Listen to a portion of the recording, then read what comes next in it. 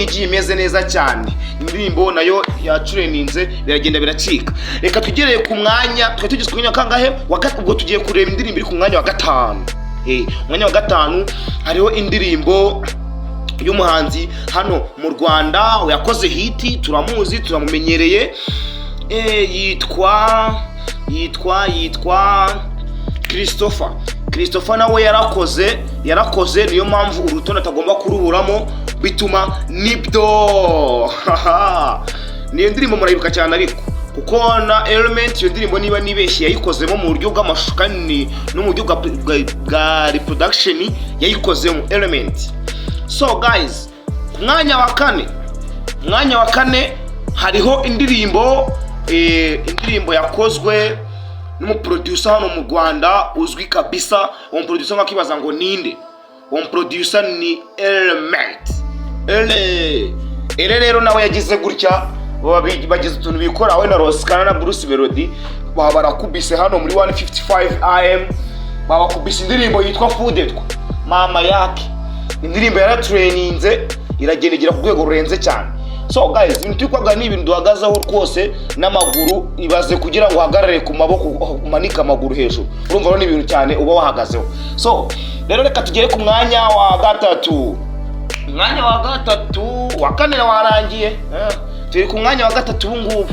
Umwanya wa 3 rero turahasanga indirimbo y'umuhanzi. Ni umuhanzi ariko ntabwo twavuga yuko iyo ndirimbo nimvuga indirimbo murahita mumenya nyirayo umenye n'ukuntu yitwa. Ratateta vitituza n'umutima. So ndirimba nabe ndabizi ariko murabyihanganira. Iyo ndirimbo yitwa Teta. Hanyuma ndi makuru arimo aragenda avugwa nuko no muhanzi Sky2 arimo arashaka kuba yagira yamumanaginga mu buryo nyine bwa management akaba yagira ikintu amukorera. Sky2 rwose nawe abirimo neza yazanye sinago ngo yitwa ngo icara wigi. Hanyuma rero ku Kirwa TV show ugomba kwicara ukiga. Turi mu ndirimbo top 10. Tuvuye ku mwanya wa 3 ubwo tugiye ku mwanya wa kangahe wa 2. Ese kuri umwanya wa 2 urumva ari izihe ndirimbo ebyiri zigiye gufata umwanya wa mbere zihariye. Ubwo turi kuri 5 tumanuka ariko dusigaje indirimbo ebyiri zamanutse. Reka mbe bakiremo kano kaboro nyine tube tugira n'iki. Gusa abantu bataramamaza rwose mugire vuba rwose mugire ukuntu mugenza tujye twamamaza. Hanyuma rero indirimbo iri ku mwanya wa 2 nayo irimo iratraininga ni indirimbo y'umuhanzi ahangaha mu Rwanda yaragiye arakora akoresha imbaraga ze zose aravuga ati man iyi song yanjye rwose i blessing kabisa. Uyu muhanzi na wundi ni Bruce the First one aho yavuze ati rwose ngengeye gukora bwe ndirimbo yitwa bwe featuring is Kevin. Iyi ndirimbo ni indirimbo yaje abantu bayibazaho batera commentaire ngira ngo murabona mu kiganiro ni indirimbo yaje iratungurana bwe ngira ngo niba muri kumva iyi ndirimbo neza muze kuyisubizuma muyumve kuko no ku YouTube channel yacu muraza kuyisanga tuzayauploadinga.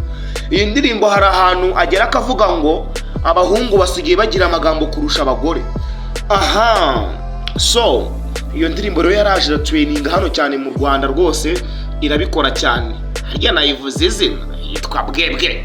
Hanyuma rero kizigenza mu muziki kizigenza hano iwacu mu Rwanda umwami w'umuziki.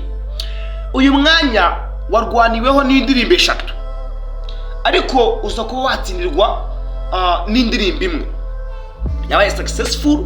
Twagendeye ku bitaramo iyo ndirimbo yakoze amafaranga yinjije n'abahanzi bayikoze.